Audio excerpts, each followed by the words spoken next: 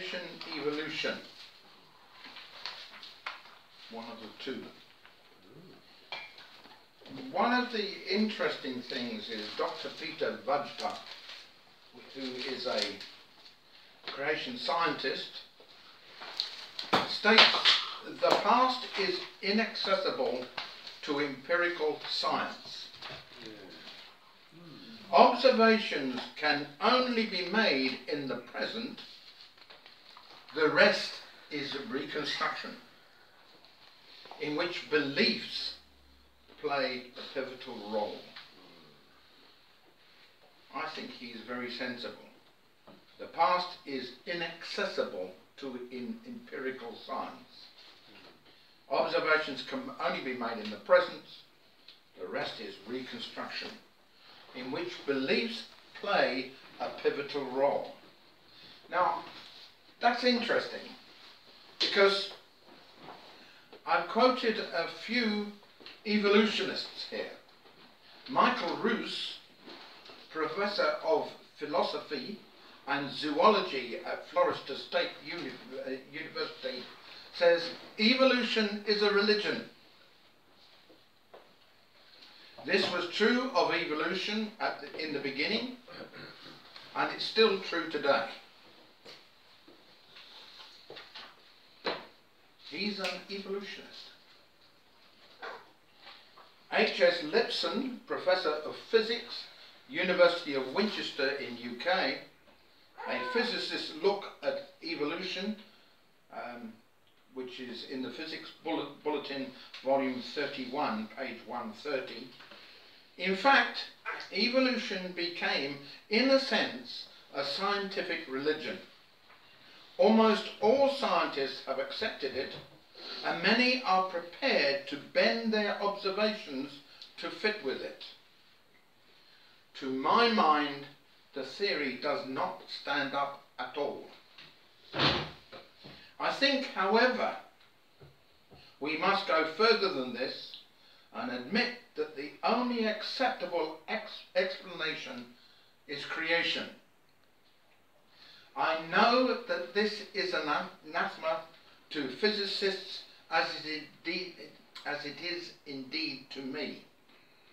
But we must not reject a theory that we do not like if the experimental evidence supports it. Very interesting. Dr. Scott Young of Kansas State University in September the 30th, 1999, stated, even if all the data points to an intelligent designer, such a hypothesis is excluded from science because it is not naturalistic.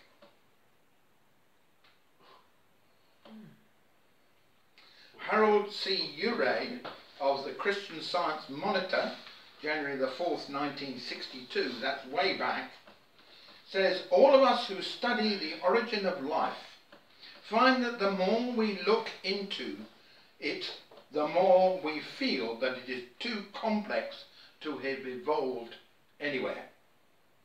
We believe as an article of faith that life evolved from dead matter on this planet. It is just that its complexity is so great, it is hard for us to imagine that it did. There were 4 evolutionists. This is what they think. Not what I think, it's what they say. Dr. Mary Leakey, Associated Press in 1996, who was, I'm sure you've heard of her, she's a famous evolutionist. All those trees of life, with their branches of our ancestors, that's a lot of nonsense. In other words, if we look at it, what we get is various animals here, and the branches come from a common root, and she says that is just a lot of nonsense. What do we call it? This. It's called art. That's what it is. It's art.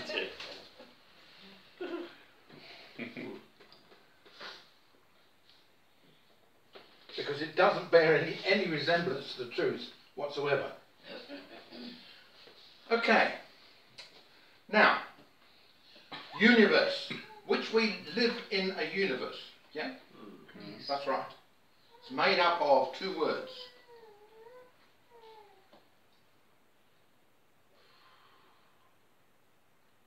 Uni and verse. Uni and verse. Oh, no me. Uni and verse. Uni is... United? Maybe. Well, go on. Yeah. What's uni? One. Because that was the word. Single. That was the word I was trying to say. Single. Verse. What's verse?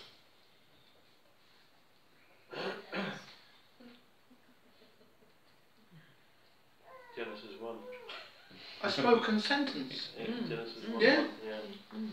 A spoken sentence. A spoken word. So please note, we live in a single spoken sentence. And I know what that sentence is. In the beginning. In the beginning, God created the heavens and the earth. Bereshit. And it's phenomenal, the meaning of that word. Genesis 1:1. It's obvious. Yeah. Okay. So, in light of that introduction, which has got you going,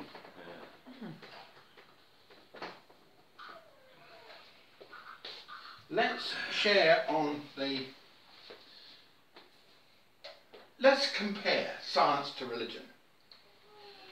The compact Oxford Dictionary, and the only reason that I used the compact Oxford Dictionary is because it's in my... It's compressed. You can fit in your case. Yeah. Right. Defines science as the intellectual and practical activity encompassing the systematic study of the structure and behaviour of the physical and natural world through observation and experiment. Everybody? That's the science by definition. Yeah. Religion, by definition, is a belief in and worship of a god or gods. That's what the compact Oxford Dictionary says. We are told that science deals with three things: facts,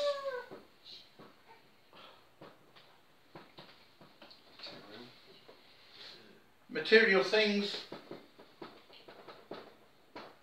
and Statistics. has all the answers. Is this on the science side? Yeah. Yeah. Yeah. Right. Yeah. Genesis 1:1. Now, okay, so we understand that science deals with the facts, material things, and has all the answers. Yeah? Yeah. Okay, fine. On the other hand, religion deals with beliefs, faith, and has answers that defy sense.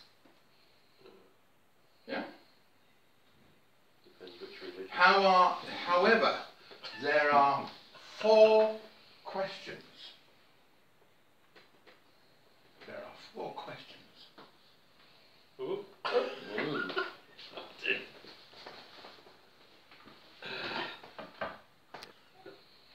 However, there are 4 questions where what you believe is very important. What are those 4 questions?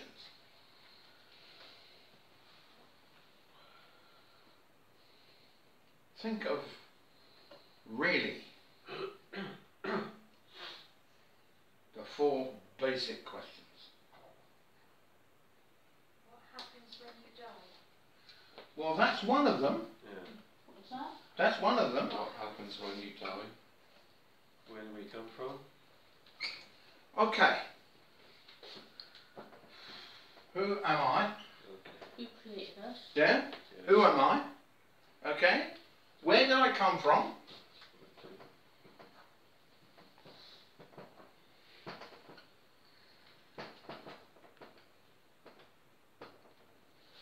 Where did I come from?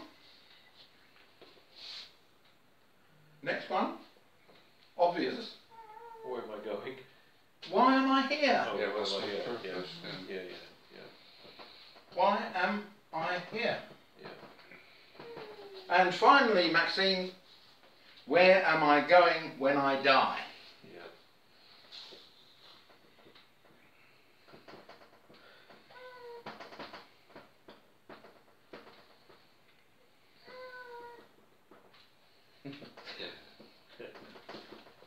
I die. If you're a person of science, you will look at these questions from the point of view that everything came about through the Big Bang. Yeah? This is called the evolutionary worldview. Yeah? That is, you look at all things with the idea that there is no designer, no design. Yeah? Thus, I can do whatever I want. In fact, I am God and I make all the decisions. In other words, I can decide what is good or bad, dependent on what I feel or say. Yeah? Okay. However, if we're a person of faith, we will look at things as as understanding that they were created. That is, we have a creationist worldview. You look at everything and see incredible design. Thus, there has to be a designer. Therefore, I am answerable to that designer. And the name we give to that designer, the creator, is God. I therefore maintain that God is God. He created all things, and I am answerable to him. In fact, he's going to judge everybody in the end. Neville, Matthew 12:36 and 37, please. Matthew 12:36 and 37.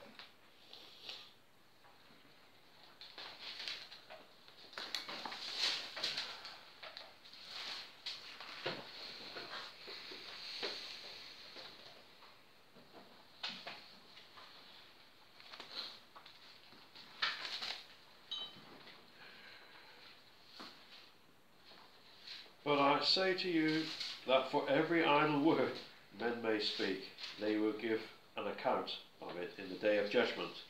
For by your words you will be justified, and by your words you will be condemned.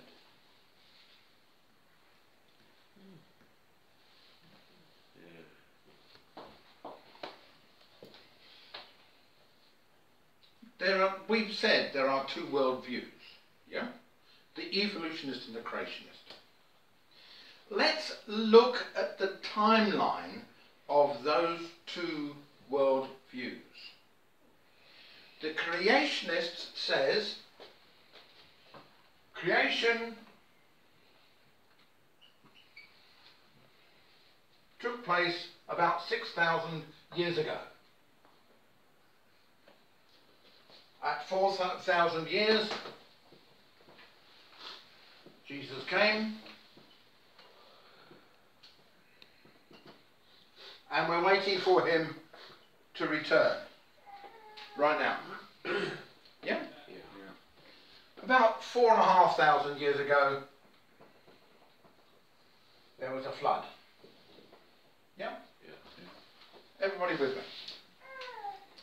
Now the evolutionists looks at this, and he says about 20 billion years ago,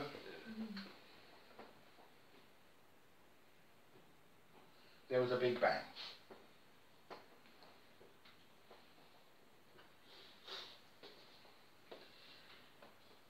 $4.5 billion years ago, the Earth formed.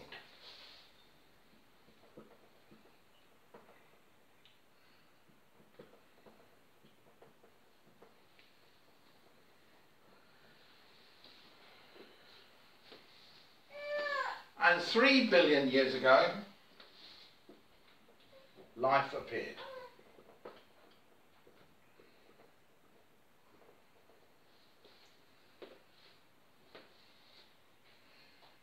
We don't know what went bang, but it occurred about 20 billion years ago. Now, when the Earth formed, there was a lot of rain. And because of wave formation, mixed with the rock, and the rain mixed with rock and became a soup, that's where life evolved.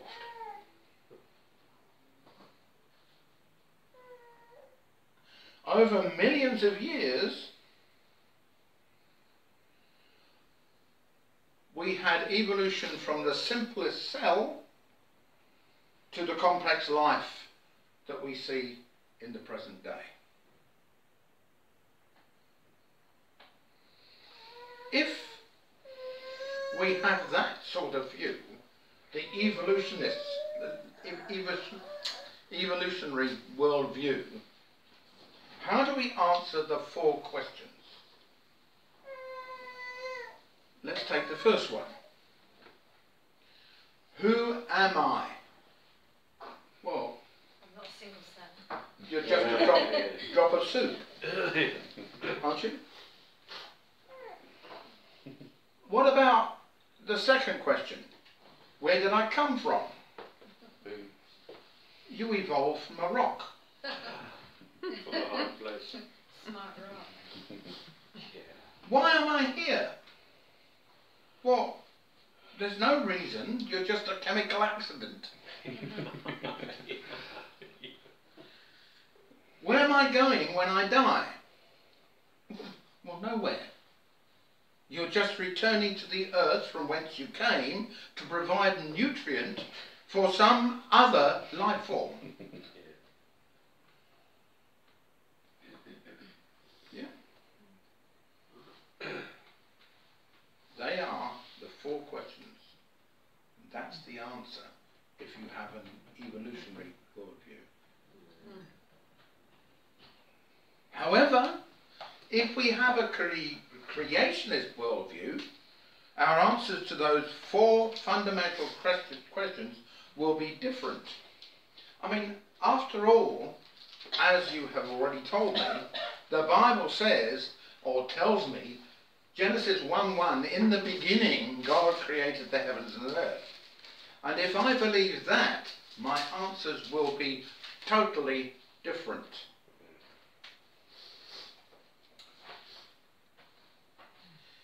Ladies, if I would say to you, if you kiss a frog, he will turn into a beautiful prince, you would laugh at me and say, Jonathan, don't be ridiculous. That doesn't happen. That's a fairy story.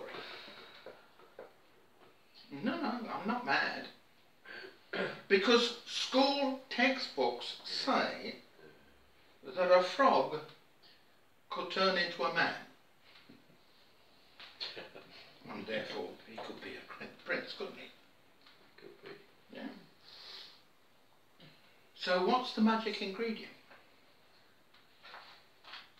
Not a kiss, we understand. But time. Eons of time. Billions and billions of years. Therefore,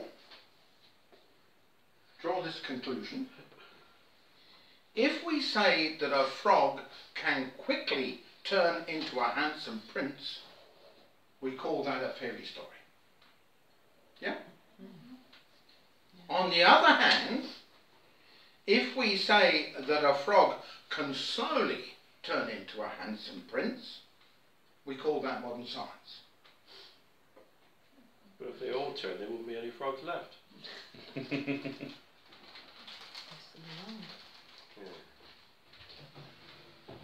Let's look at the definition of science again.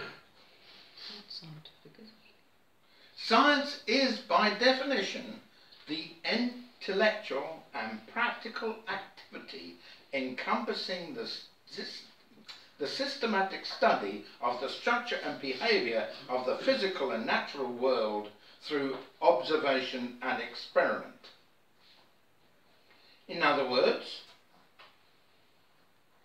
we can know things are true because we can see it, we can test it, or we can demonstrate it.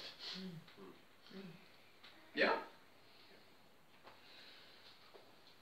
Let's ask ourselves again, then, a question. Is evolution really part of science? How many types of evolution are there?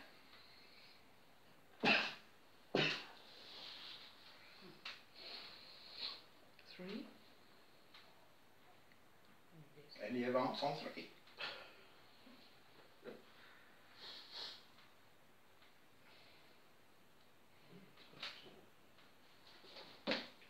We can wait all night. Don't know. Any advance on three? No idea. One. One.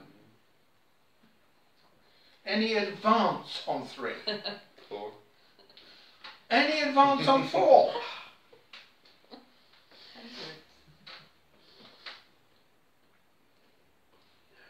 Try 6. There are 6 types of evolution. First of all, my goodness me.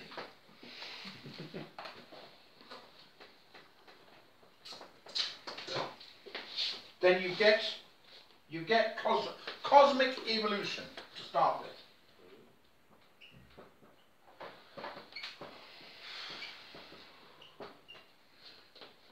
Cosmic evolution, that's things related to the Big Bang. Yeah? Then you get chemical evolution.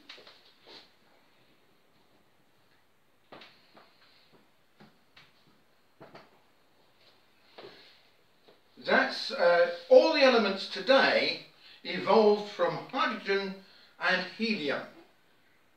That's the whole of the periodic table. Came from helium and hydrogen. Then you get stellar evolution.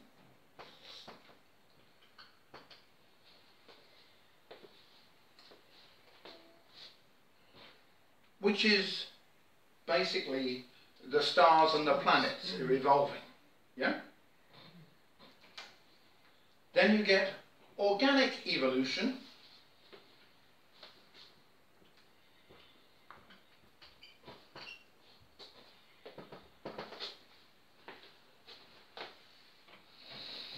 origin of life from non-life. Yeah? Then you get macroevolution.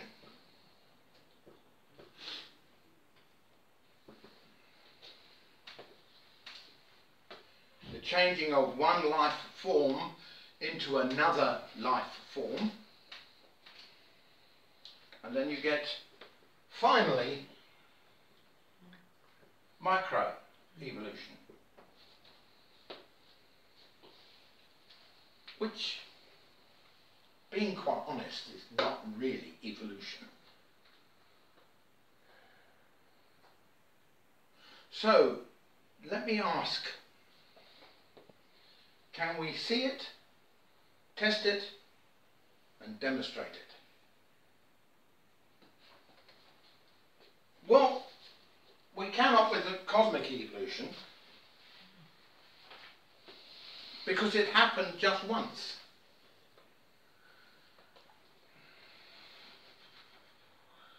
And therefore, we have to believe it.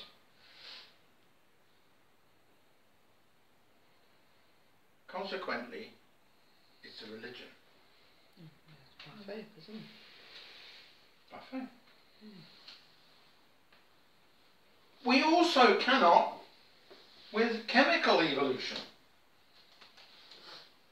Scientists maintain that the entire periodic table evolved from hydrogen and helium. They cannot demonstrate this, so I have just to believe it.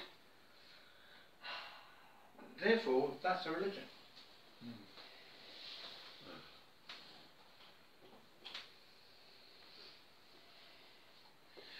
They also cannot demonstrate stellar evolution. For we have never seen a star formed. No. Though there are enough stars for each single person here to have 11 trillion. In other words, you can start by naming them. 11 trillion. That's for you, Ross, and you, Duff. That's 11 trillion each. Okay, right. We can believe that the stars are forming, but that's not science. We after all, we cannot see it or demonstrate it. Therefore, it must be a religion. As a matter of interest, scientists tell us there are a total of 70 sextillion stars. They counted them. 70 sextillion stars. They've counted it, have they? Which formed over 20 billion years. Okay? I want you to do a quick sum. 70 sextillion divided by 20 billion. Okay?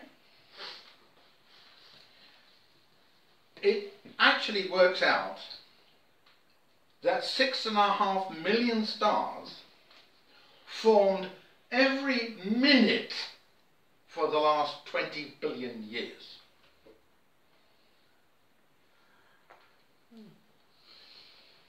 Yet we've never seen a star form.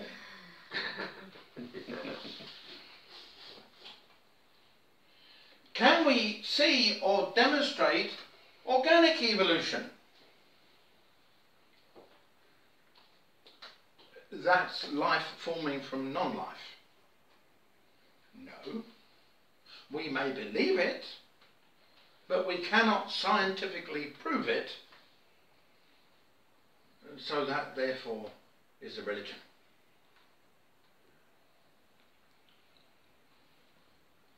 How about macroevolution? One life form changing to another life form. We've never seen that. So that goes into the religion.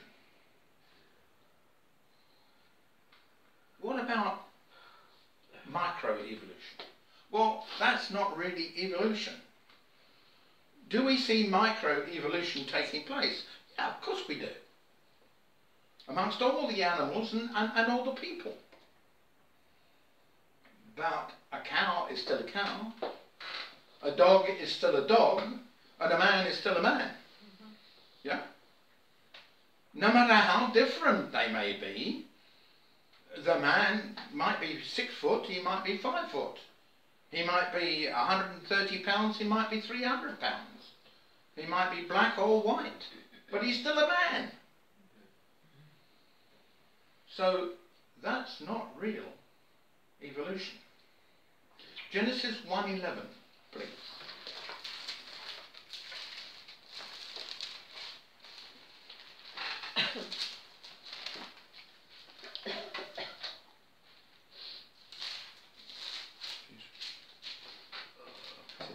Yeah. Then God said, let the earth bring forth grass, the herb that yields seed, and the fruit tree that yields fruit, according to its kind, whose seed is in itself on the earth, and it was so. Next verse, please. So the evening and the morning were there the third day. Genesis 1:12. Okay. And the earth brought forth grass, the herb that yields seed according to its kind, and the tree that yields fruit, whose seed is in itself according to its kind.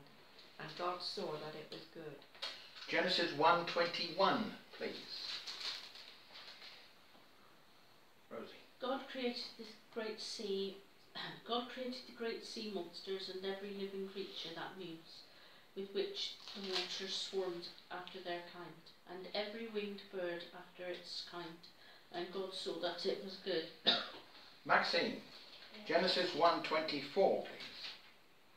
Then God said, let the earth bring forth the living creature according to its kind, cattle and creeping thing, and beast of the earth, each according to its kind. And it was so. Genesis 1:25, please, Sheila. And God made the beasts of the earth after his kind, and cattle after their kind, and everything that creepeth upon the earth after his kind. And God saw that it was good. We understand microevolution is in accordance with the Bible. But we have never seen macroevolution.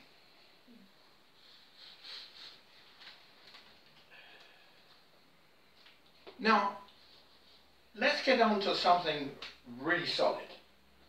How's about the first law of thermodynamics?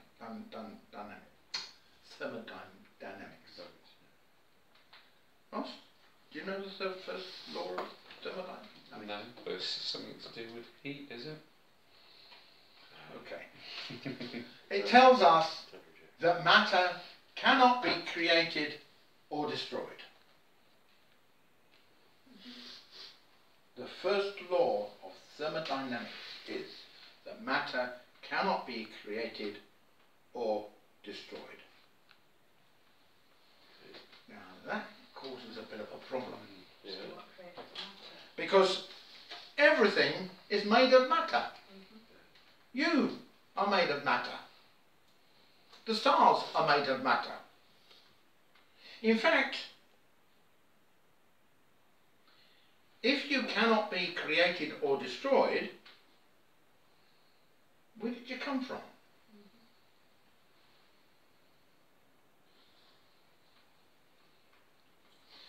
There are actually only two choices. Somebody made you, or you made yourself. Now, I go back to Genesis 1:1. In the beginning God created the heavens and the earth. The Humanist Manifesto states, the universe is self-existing and not created. Well, that poses a question. How did the earth form itself then? Now, I've got some quotes from science books, which are in schools. Yeah? The Prentice Hall, Earth Science, 1991, page 36 and 37, states, "How was the universe born and how will it end?" You got it there?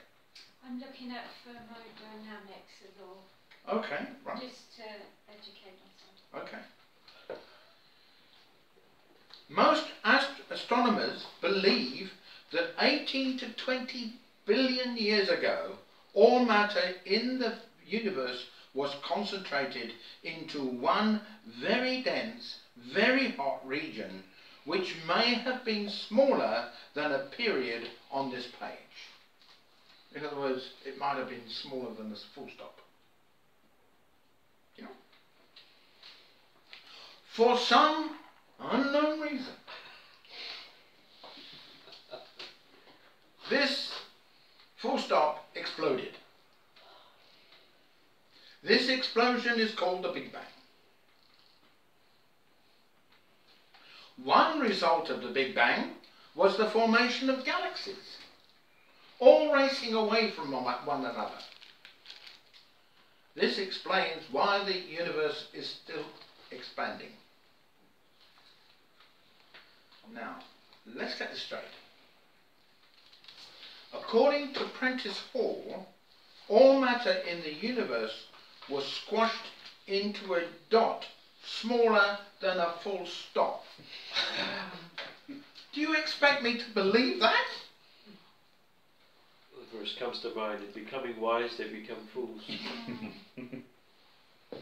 Just trying to find it. It's quite interesting because it goes on, Prentice Hall, Earth Science, 1991, pages 36 to 37, goes on to say, as the galaxies race back towards the centre of the universe, the matter and energy in the universe will again come closer and closer to a central area. After many billions of years, all the matter and energy will again be packed into a small area. This area may be no bigger than a period at the end of this sentence. Then another Big Bang will occur. The formation of the universe will begin all over again. A universe that periodically expands and contracts back on itself is called a closed universe. In a closed universe, a Big Bang may occur every 80 to 100 billion years. That's what they're teaching your kids. Seriously. We've got to get our heads around. I expect them to get their heads around it. The HBJ General Science, 1989, page 362 says, if the universe is expanding, then it must have been much smaller. If you could run the life of the universe in reverse, like a film, you would see the universe contracting until it disappeared in a flash of light, leaving nothing. In the realm of the universe, wise saying coming up, nothing really means nothing. My goodness me. Not only matter and energy would disappear, but space and time. However, scientists theorize that from this state of nothingness, the universe began in a gigantic explosion about 16.5 billion years ago. This theory of the origin of the universe is called the Big Bang. The Big Bang theory does not explain how the universe began. The theory only explains how the existing universe could have developed.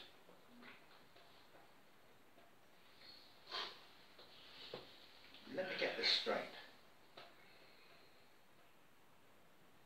Is the general science book saying nothing exploded and that's how we got everything here? And did they put it in a science book? But that's not science. That's a belief system. More aligned to religion than science. In line with the quotes from evolutionists at the start of this study. Any questions?